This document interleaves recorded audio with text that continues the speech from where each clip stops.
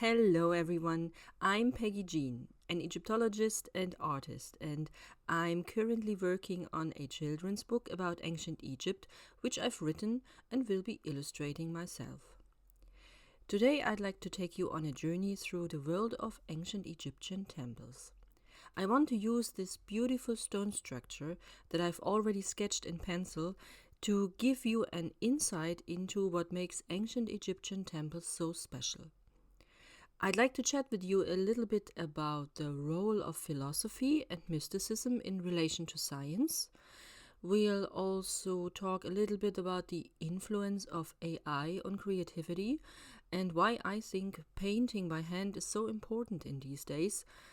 And so this will be another pretty relaxed art and talk video, and I hope you'll take away some knowledge as well as a little half an hour break. As always, you are invited to share your opinion on the painting technique or simply share your thoughts, and I really appreciate every comment. Perhaps some facts from the history of ancient Egypt are still unknown to you, and perhaps I can encourage some of you to delve a little deeper into the subject. Okay, let's start.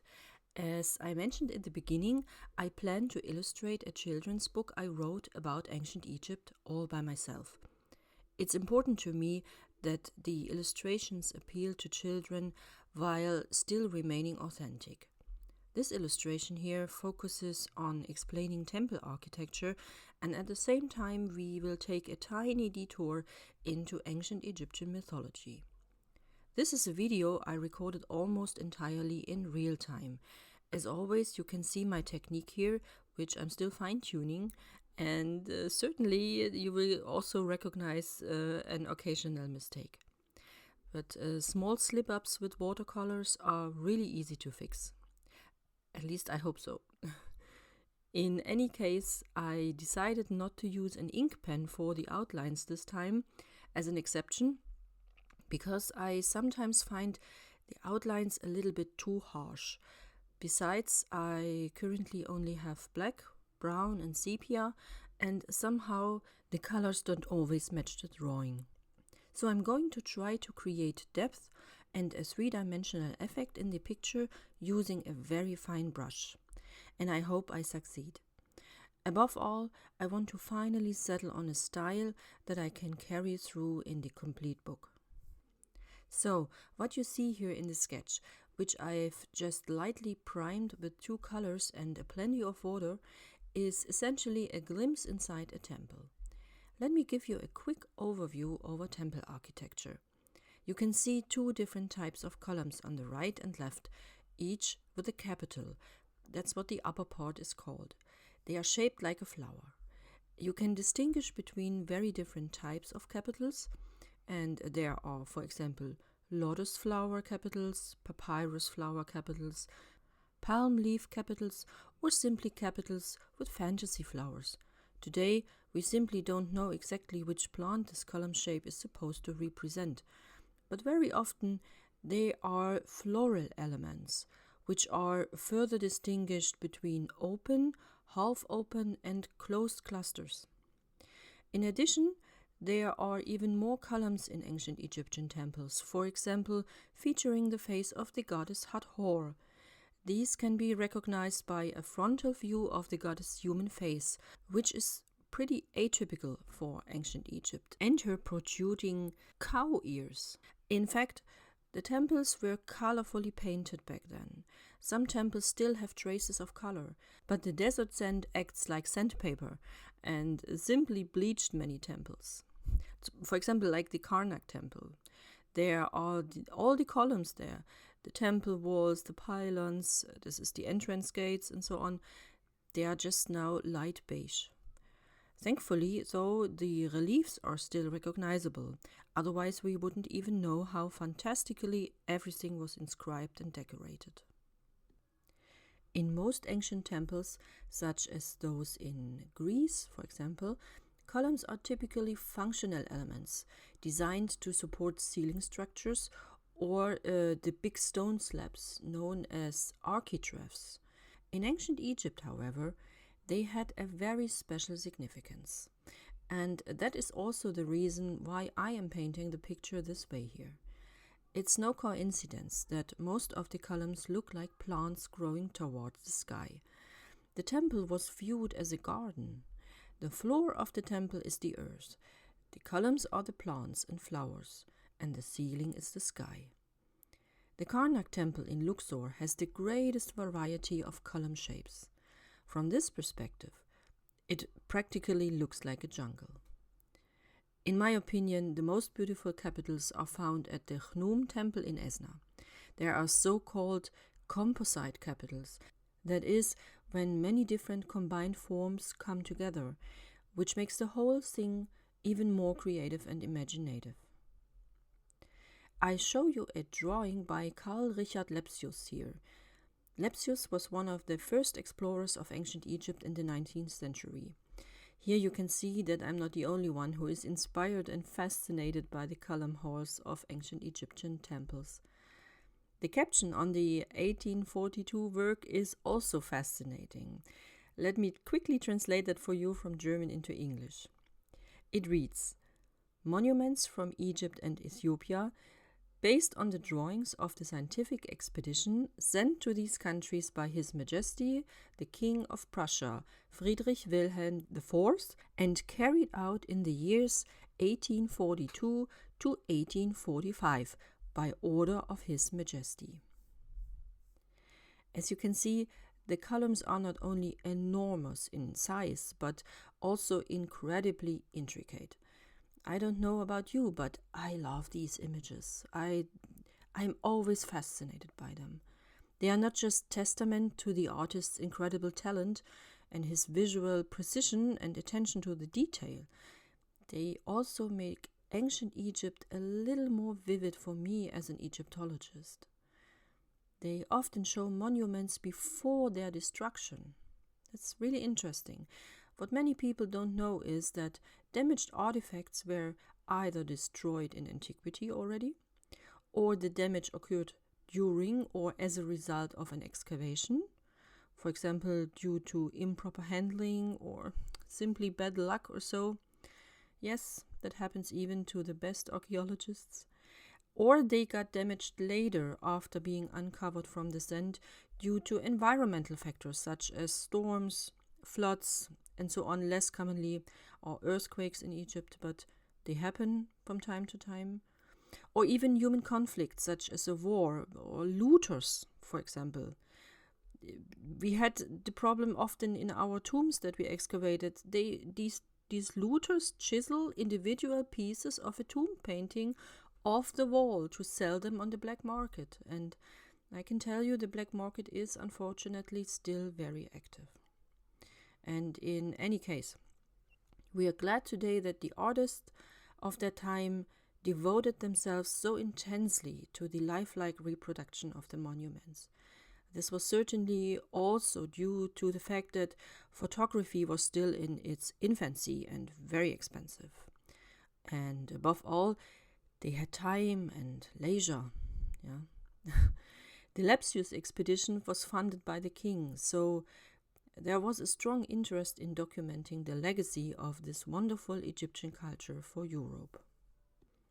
But when drawing monuments, for example, inaccuracies can also arise. We often see this with inscriptions. They were meticulously handwritten and documented, but they were, after all, copied down. Naturally, the error rate is higher than with tracing. It happens so quickly that you can slip up in a single line. And a photo is, of course, somewhat more authentic in that regard. And yes, we Egyptologists do trace as well. We sometimes take big rolls of tracing paper, sometimes several meters long, with us to Egypt to lay them over large artifacts and then trace them. Because not only tracing reduces errors, but what's really interesting is that you learn something about the object while handling it. You spend a lot of time copying the hieroglyphs or images, and it feels like immersing yourself in that foreign era. You get a sense of what the painter of a tomb wall, for example, really wanted to express. And you can also tell if there were multiple scribes, for example, namely by their distinct handwriting. These are all small details that you simply can't grasp with a quick glance at the photo or the artifact itself. That's why for in-depth studies, I always prefer copying, tracing over, redrawing, etc.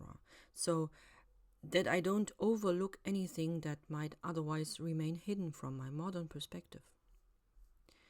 But enough for that now. In this children's book project, I'm not trying to draw realistically. I want to be completely honest with you.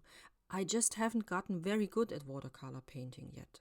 Sure, my technique will improve over time, but I also can't lose sight of the fact that this is meant to be a drawing, or rather an illustration for a children's book. Precision is important, meaning what I depict has to be accurate, but I have to simplify it for a child's mind and leave out things that I can leave out. But the whole thing shouldn't be depicted in the book in isolation as a mere architectural study. That would be really boring. God, how often do I see yawning kids in museums, being herded through the halls with their school class and having to fake interest until it's finally over and they can go back to the playground or finally open their lunchboxes. I mean, we all know that feeling from our childhood, right? History doesn't have to be so dry. I want to keep it exciting for the kids, so I'm weaving my historical information into an easy-to-digest picture story. That way, a child who doesn't like to read, for example, can just flip through the book at first and slowly develop interest. I hope I succeed. But now back to my picture. I want to tie the whole thing in a bit with mythology. Here you can see a woman leaning across the temple ceiling from one side to the other. She holds her arms out wide as if protecting the temple. This is the goddess Nut. According to ancient Egyptian mythology, she was the sky mother who watches over the stars. She is considered the daughter of Shu, the god of air, and Tefnut, the goddess of fire, as well as the granddaughter of the sun god Atum, or Atum. Together with her husband Geb, the god of earth, she gave birth to the deities Isis, Osiris, Nephthys, and Seth. In ancient Egypt, deities could perform several functions at once and, for example, merge with other deities. So I'm not surprised that Nut is also considered the mother of Horus. Technically, Isis is the mother of Horus. The child she conceived with Osiris. And Nut is the grandmother, if you follow the logic. But the mythological story has a special twist here. The surviving records say that Isis was already pregnant with Osiris while she was still in Nut's womb. Isn't that fascinating? And you know what's even more mind-boggling? Researchers have recently discovered that women are much more closely connected to the ancestors than we previously thought. When a girl is born, she already possesses all the egg cells from which a child can later be conceived. So, the grandchild, or rather its genetic information and thus part of the child's identity, is already present when the grandmother is pregnant with a girl. In other words, when the grandmother was pregnant with the mother, the female fetus, for example, the future mother, had already formed her own egg cells from which the grandchild was then conceived. Of course, we mustn't overlook the fact that the father has also a genetic say in the matter, namely 50%. Those come from his genetic material. But I always find such parallels incredibly fascinating. Of course, it can be a coincidence, but isn't it perhaps too specific a fact presented here in the form of a myth, a story, which we then essentially just confirm later with the help of our accumulated knowledge, new methods, more precise tools, and so on? And isn't it true that we simply keep looking at the world as we know it from a different perspective, in a different way, while the core of the truth always remains the same? I'd be interested in your opinions on this. I really, really want to know what you think about that.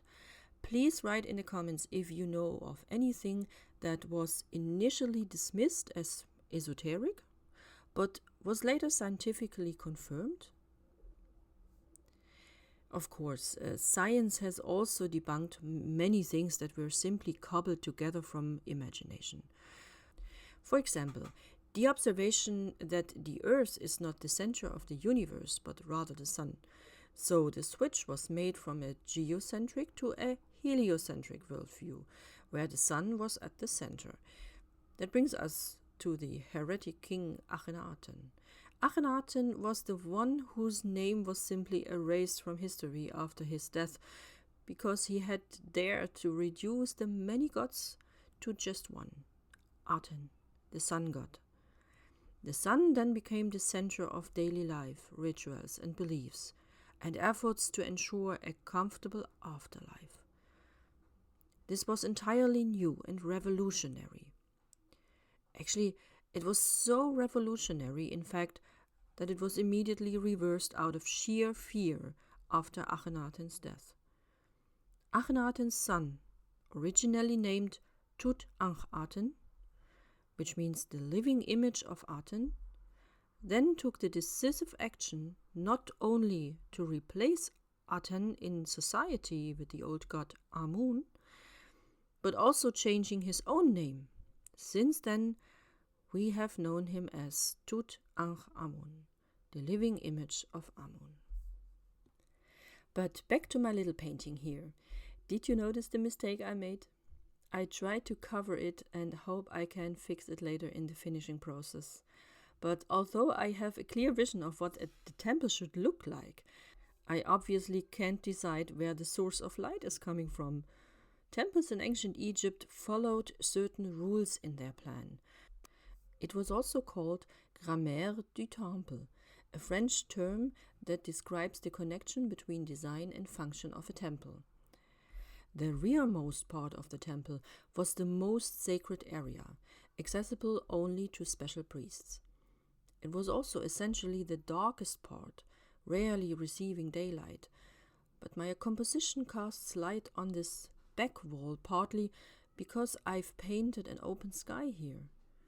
This also means that the light actually comes from the front, and the columns cast shadows on the side walls to the left and right, but at the same time there's light coming from above. Well, let's see how it turns out. Okay, folks, now let's make a big leap to the present day and talk about something that's currently very present in our minds and has also something to do with art and creativity. Let's chat a little bit about AI. A scientific article was recently published on a study that examined how the use of AI in learning affects cognitive development. I have linked the article in the description.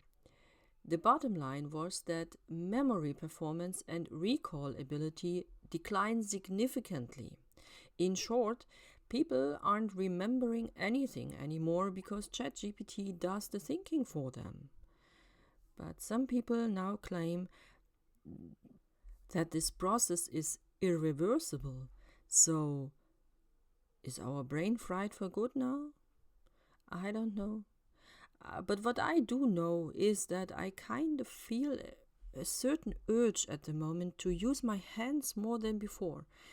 Painting with watercolor is just one expression of that.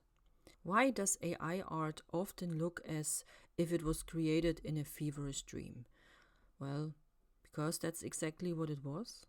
I mean, I find it pretty funny sometimes when I read comments under other artists' videos claiming that they can either do it themselves or recreate it using ChatGPT. Sure, that's possible, especially since they announced a few days ago to have one of the most advanced image creation models now. But that wasn't the question. Sure, you're welcome to sell your AI-generated watercolor clip arts on Etsy, no matter how strange they are looking. For example, with the light source and the shadows on the same side, you will definitely find buyers for that. Because there is a market for everything. I believe that. For AI slop, just as much as for human slop. But of course, you can also scan your real hand-drawn everyday objects. Your food, your aunt's cat, or the little store next door, and then turn it into an artistic digital item. We will probably never be able to pour a soul into the machine. Okay, never say never, I'm not a prophet, and I cannot look into the future, but honestly, I think the only important thing is that you stay true to yourself and stick to your values. But it's easier said than done, right? Why is creative work so under pressure right now? I had the feeling that the creative branch was the first being attacked by AI and felt threatened to be replaced by a machine. Maybe we should take a quick look back at how things were before AI came along. Why was art always dismissed as a nice little extra during my childhood, while the boys playing soccer and got hyped up as future Ronaldos? I remember my auntie said, "Oh, what a beautiful painting, Peggy. But you're not planning on becoming an artist, are you?" Even though 90% of my ancestors were artists, they were porcelain painters, theater actors, and so on. I was strongly urged to get a real career, not a starving artist's life. I took that advice seriously, and the rest is history. In short, I first became a lawyer, then I got sick, and finally, at the age of 38, I pursued one of my biggest dreams. I became an Egyptologist, but the artist in me never died. I think so much in our society is measured by how much money we can make out of it. With sports, you still often hear that it's at least good for your health if you do it regularly. And there's a lot of money being made with sponsorships and so on. But engaging with art ranks on a different level, namely way, way down. They say it's the last thing people would buy if a famine broke out. But do we always have to make such stark comparisons just to ensure that artists please stick to their hobby and don't entertain the idea of living off the society to satisfy their creative urges? I mean, I'm no expert, but based on my own experience, I'm pretty sure that painting, pottery, crafting, singing, dancing, acting, and so on, they are also good and important for our health.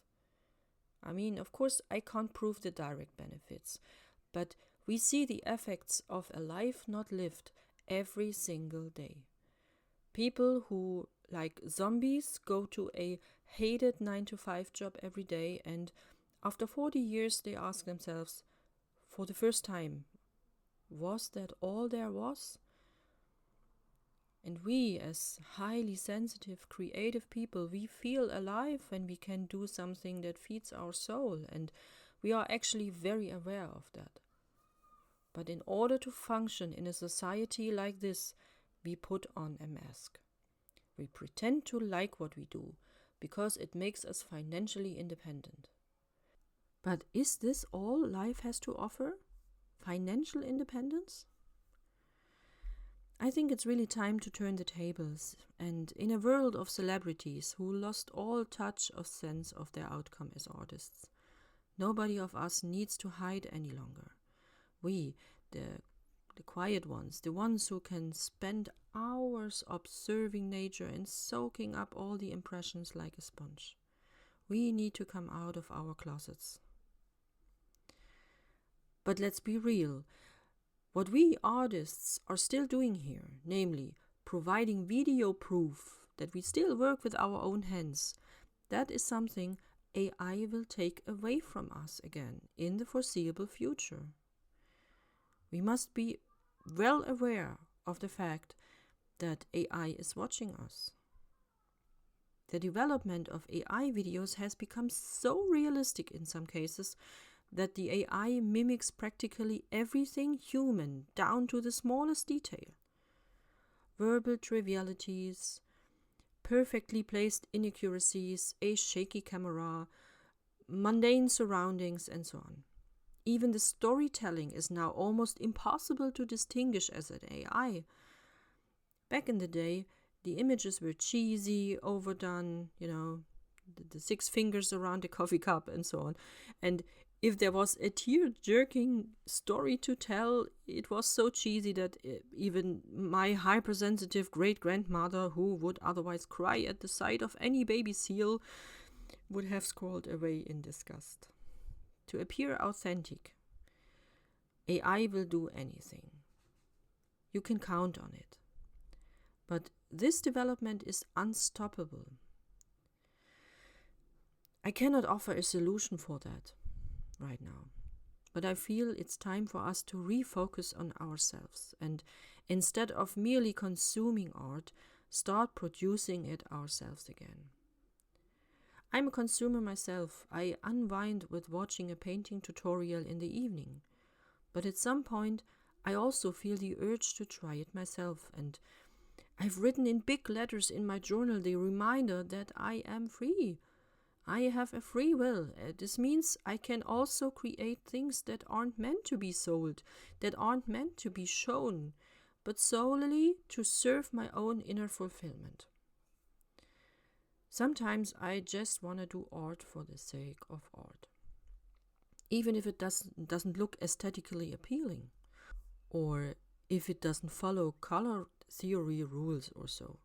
But yeah, the topic of ugly art belongs in a new video. With that in mind, let's get back to painting. I'm going to finish this picture here now.